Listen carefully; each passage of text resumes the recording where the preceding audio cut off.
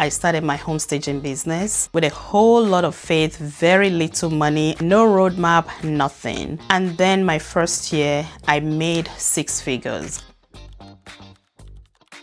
Hey friends, my name is Joke. I see a lot of questions about how do I decorate this room? What color pillow should I get? Is this rug too big? And then I see others who confidently show their design skills. I am here for all of it. But what I want to do today is I have put together a workshop. This workshop, I know it's not for everyone. So if that's not you, that you are not looking to go from a hobbyist to a money maker, you can scroll on by. But I'm talking specifically to those who have this talent, this burning passion, and they know that they can make money from it, but they don't know how to cross that bridge from creativity to entrepreneur. I used to be you, and it started with a lot of trips to HomeGoods and Target, trying things out, moving things around in my house, restaging, redecorating. And then my friends started asking me, and I was so happy to help them. I did it for free. Until I started my home staging business with a whole lot of faith, very little money, no roadmap, nothing. And then my first year,